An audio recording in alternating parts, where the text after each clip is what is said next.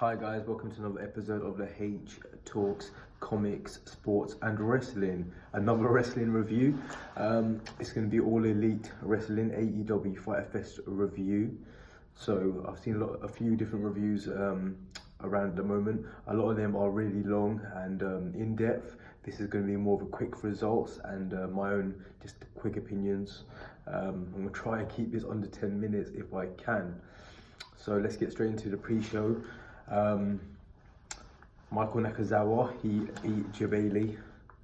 What's his actual name? Is it Alex? I say Alex Jabali, the CEO of CEO. Do you like what I did there? Yeah, the CEO of CEO came in. I'm not going to get into the match because it was just a hardcore-ish. I want to say botch fest, but I don't want to be too negative about that because I'm not an AEW fan. And I'll give them criticism if they deserve criticism, and I'll give them some criticism in terms of I thought the skits were rubbish as well. If you guys watched the show, there were skits regarding there's a thing, it's called the Fyter Fest. I don't know if it's just me because I'm in England, but it didn't receive that much publicity in England. The Fyter Fest thing, not many people are aware of it. It was a festival that was supposed to happen and didn't happen, and people paid loads of money and ended up getting like sandwiches and stuff like that. That was the extent of their amazing catering that was offered. So I understand that the thing Fyter Fest was actually based on that because it's called Fyter Fest, but I thought that bit completely fell flat. I'll be honest, it fell flat. If no one really cares about the thing you're referencing, what's the point of it? Do you know what I mean? Like Fyter Fest itself was a great. All in all, you'll see when you watch this review, it was a great show, great turnout. I don't care what people say. They go, "Oh, the turnout wasn't a complete sellout." Guys, All Elite Wrestling hasn't got a TV product right now. You have to go back to the 1920s or 30s to find another company that are selling out as much as they do and who are selling the amount of seats that they are doing constantly, consistently, without a TV product. This is all based on Being the Elite, which is a YouTube product. Imagine the scope of that, really. So all these random WWE fans, and like I said, I still follow WWE to a certain extent. I won't call myself a big WWE fan anymore, but that's because the product is hot garbage. I'll just be honest with you. If you disagree, that's fine. We're all humans at the end of the day. We have our own opinions. But a lot of WWE fans I've seen on Twitter this morning, they didn't completely sell out.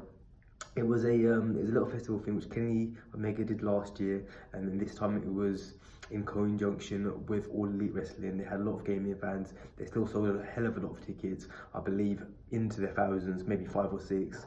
And it's still nowhere near WWE. Look at WWE, they couldn't sell out Stomping Ground. It was less than half the capacity. It was all tarped off.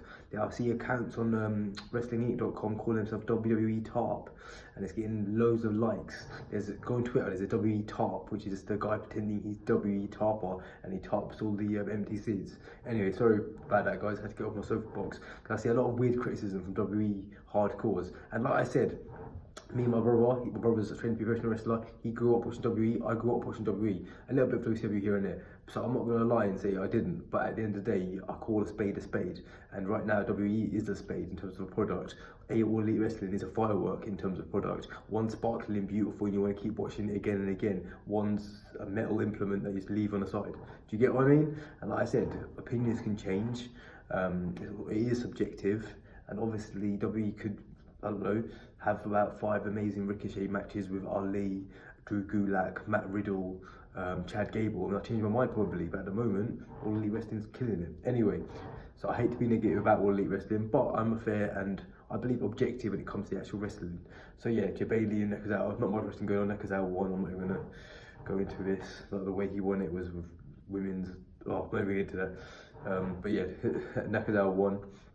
Ali beat Brandy Rhodes. Sorry, not Brandy Rhodes, Leva Bates, the Librarian. She's going on to face Brandy Rhodes at Fight for the Fallen in Jacksonville. But yeah, Leva Bates was there, Peter Avalon, aka the Librarians. The best thing I saw during the match was Leva Bates got it was like a modified Rings of Saturn, and then she did the shush to Ali. That was about it really. Ali's okay in the ring. Leva Bates, she was known as Blue Pants in NXT. She's okay, I guess. The crowd didn't really care much for the Librarian shtick. I don't overly care about it. It's interesting in being elite, but in terms of watching it in the actual matches, it didn't seem that great. That's my view again. So yeah, Ali won that. So he goes on to face Brandy. Trying to think what else was on the pre-show. Oh, a tag match. Do you know what? A tag match actually amazing. I'm not going to spoil anything too much. I'll give you the winners obviously, but go watch that. Honestly, Private Party do some things which are exceptional when it comes to tag team wrestling. Like I said, I'm not going to go in depth with it, but Private Party lose. Best friends, Chucky T and Trent Beretta, they went on to win. And this is a bit confusing, but they now get the chance to get a bye. So they haven't got a bye in the tag team tournament, but they've got a chance to get a bye in the tag team tournament, if you're bearing with me. Basically, they get into the next stage. The next stage is Fight for the Fallen. I'm not sure who they'll face yet. But Private Party put a great show in. It was their coming out party, if you will. So I'm very interested to see what happens to those two young men coming up next. Dark Order had a promo segment. I don't even want to get into that either. It was just pretty weird. Crowd was dead. Nothing really much was said. They used to be known as Super Smash Bros in the scene. In All Elite, they're now known as the Dark Order. Nothing much else to say about that, guys. Right, let's go into the main show now. I'm not going to be doing it all chronologically, so bear with me. Like I said, I'm doing this off memory, so if I miss anything out, please take my apologies. Chima vs Daniels, great match. We knew Chima was going to win. Lots of reversals, near falls. Chima kicks out of the Fallen Angel, which is always beautiful to watch. Not someone kicks out, obviously, but he had to look strong because he's going to face Kenny Omega. So yeah, Chima vs Kenny Omega will be happening, and he beat Crystal Daniels. I'm trying to think, man. Darby Allin vs Cody Rhodes, that went to a time limit draw. One of my favourite bits was when Darby Allin did the coffin drop onto the apron. And by favourite, I mean, oh, that was crazy. I never want to see that. If my brother's watching this, I'm sure he will watch this eventually. Do not do that, Triple J. Do never do that, things like that, because I will disown you. No, I mean seriously, that kind of stuff I do not want to see in a wrestling match, honestly. Like, it was amazing to see it, but like, put it this way, like I said, my little brother's a wrestler. I wouldn't want to see that, honestly, because basically, I don't know if you know the coffin drops, he's like this, jumps off, and then Cody slid off the apron, and then literally you see like his neck and his back and his spinal cord. Like, I'm thinking the spinal cord, I know you just see the back, but I imagine his spinal cord, like, and his cervix and his coccyx and all that. I imagine they're all like shriveling up and getting destructive. So yeah, I know Darby Allin does do that. He's had a lot of great matches, which are death matches. I'm not into death matches or hardcore matches, but it is what it is. I know he does a lot of them. He's had one with Nick Gage in July, I think it was. But the thing is, here's my issue with it. Darby Allin, mate, he's a good wrestler. He's faced Austin Theory, he's faced Chris Hero in Evolve. Go watch some of his Evolve matches. He faced Keith Lee in Evolve. He's been involved since 2016. So that's funny actually as well. He's an Evolve mainstay, and now he decided to go from Evolve/WWN straight to All Elite Wrestling, which is WWE's biggest probably competitor. Let's be honest, they are WWE's biggest competitor right now, which is interesting because Evolve is seen as a feeder if you look at guys like Matt Riddle. But anyway, back to Darby Allin. So except for that one crazy coffin drop bump, which was so unneeded, apart from that, good match. Like I said, it still got a pop out of me. At the end of the match, Ty Dillinger, aka Sean Spears, had to catch myself on that one, comes in with a steel chair, hits Cody on the head with it, unprotected steel chair. Sure, I'm not a big fan of that because we all know about CTE, we all know about concussions. Like I said, I've got a family member that wrestles, that changes things a lot. Like I said, I wouldn't appreciate it, I wouldn't recommend that. Like, here's the thing, I've trained in MMA in the past, I've fought in MMA in the past. Go to YouTube, BCFA Part 1, go to 60 minutes to see me choke out someone. But no, listen, I've always said WWE and wrestling is one of the most devastating things you could do to your body, because you're purposely stood up and you're purposely going down, banging your head, banging your back. So wrestlers deserve all respect in the world. I give it to them. So then I personally can't agree with it. Like I said, if I didn't have a family member who was a wrestler, maybe my opinion would be changed and maybe it would be different. But I can't appreciate holding a steel chair to serve another guy's head, banging them on their head, and just going through that kind of traumatic experience. Supposedly, according to Tony Khan and a lot of insiders are now saying that it was a gimmicked chair, which means it was a work chair, so it wasn't a real steel chair. But none of the steel chairs are ever real, either the aluminium. Doesn't matter what they are, it's still giving you traumatic brain issues when the actual foreign object hits your head. We are humans, we have a brain inside our cranium. It's not meant to rattle around like that. Just it's not actually meant to take punches. It's not meant to take hits from a kind of foreign object. So whatever you want to say about that, I don't agree with that. It was shocking, but not in a good way. And then Cody, to make it all worse, he bled hard way because the chair didn't hit him right. So that was just shocking. Cody said afterwards he didn't have a concussion. So small heaven for small mercies. Oh, sorry guys, by the way, I've looked at the time and it's already over 10 minutes. I'm going to try and wrap it up as quickly as possible. Like I said, I don't want it to be one of those ones where the guy drones on and on, or girl drones on and on and on and keeps it at 25 minutes or sometimes hours. Like, that's fair enough if you're doing really in depth, match by match, but I'm trying not to. I'm trying to give you an overview. Riho defeated Nyla Rose and her compatriot, the other Joshi, in the triple threat match. I do apologise, I think it was Sakai, but I don't want to, it was Sakai, was it? But Riho won the match anyway, she won it with a roll up. Nyla Rose was a destructive force. She was basically everything Nia Jax, who you call her, was meant to be in this match. The two Joshis had a little nice exchange at the end where I believe it's Sakai, sorry if I get the name wrong, tried to say, oh well done to Riho. Riho just kind of brushed her off because now it's every woman for themselves. The Fatal 4-Way, Adam Hangman Page won. Jimmy Havoc took the loss in this one. Just decent Fatal 4-Way action. Yeah, Jungle Boy came in again on Luchasaurus's back. I'm not going to go into the match specifics. Like I said, you guys, if you want to watch the match, go on to Fight in the UK. I think it's still free on Bleacher Report right now, so please go and watch it. Like I said, I'm just giving you guys a quick overview for the people who haven't got time to watch it. So yeah, MJF had a little bit of a hissy fit afterward, but yeah, so he lost, and well, he didn't take the pin though. Havoc took the pin, and Adam Hangman Page won, which was pretty predictable. I already predicted that more results because he's going on to face Chris Jericho for the title at All Out for the first ever All Elite Wrestling Heavyweight Championship of the world. That's gonna be amazing. Oh yeah, quickly back to Cody. So after Cody took the hit from Sean Spears, MJF and SCU came and looked after him, which was quite a nice touch. Like obviously MJF is Cody's little mate, and obviously he's deceiving and devious as well. So I find that was a good, interesting plot. Also, the reason why Sean Spears hit him, it looks like, is because of a comment Cody made. Cody said when signing Sean Spears, he said, "Oh yeah, he's a good hand. He'll make a good coach."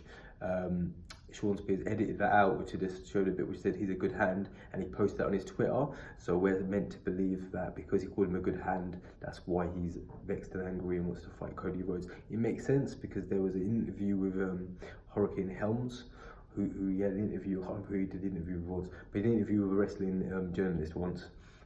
And the journalist called him a good hand, and well, he relayed to him that someone called Shelton Benjamin a good hand, and Hurricane Helms went crazy. He was like, no, that's an insult, bro. It's an insult. You can't be calling people good hands. We don't want to be a good hand. What's a good hand? What's a bad hand? Like, he went mad about it. So obviously, in the wrestling parlay and wrestling circles, being a good hand isn't what they want to be called as. Even though to me and you, into normal guys who are just fans of it, we'd be like, yeah, that's cool. It's a nice compliment, but I guess it's perception, innit? So they're using that perception and how Sean Spears perceives it as the reasoning behind his attack on Cody Rhodes.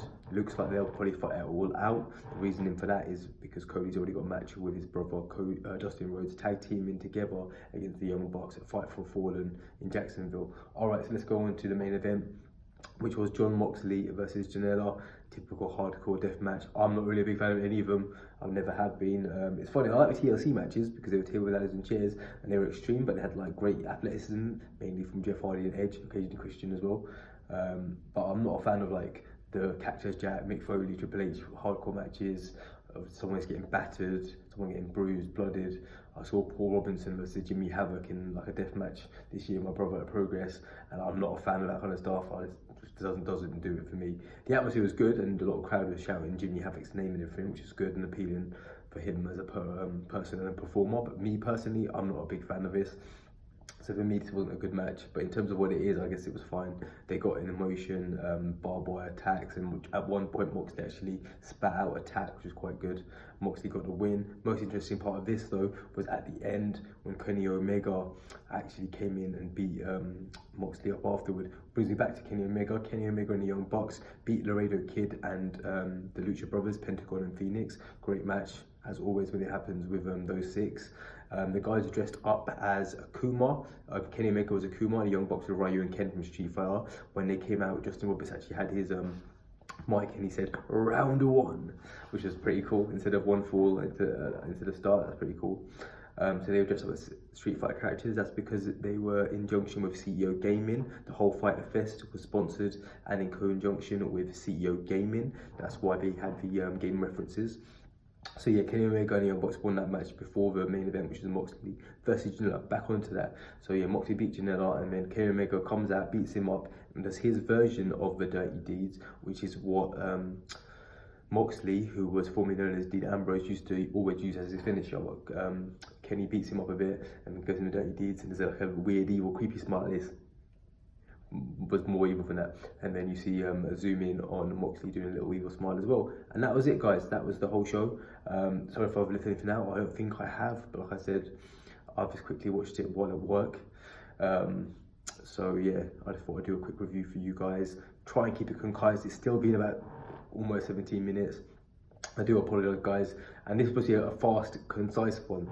So do you guys see what I mean? Like lots of people doing hours long reviews or 50-minute long reviews. I just thought I'd try to keep it as concise as possible so you guys can just get a basic overview of what happened. Honestly, I loved it. I thought it was amazing. I'm an AEW fan. The only things miscued I didn't like Jabali versus Finn versus Mako Nakazawa. I'm not a big hardcore fan. Not a huge fan of Moxley versus like I said, I'm not a hardcore fan though, so it doesn't float my boat. The women's matches were okay. They could be better. When Britt Baker's in the ring, they will be better. The other matches were more than good, I believe. I really liked Cody versus Darby. And I loved the tag team match, Private Party versus Best Friends versus SCU. That was my highlight of the night. Can't wait to see what Private Party does next. But yeah, guys, I was really happy with this, considering it wasn't one of their, let's say, A-star level. It was more of a B level in terms of promotion, in terms of stadium, like in terms of the actual venue they got. They weren't trying to make this a WrestleMania like event, when you've got to think Double or Nothing was, for me, better than WrestleMania this year.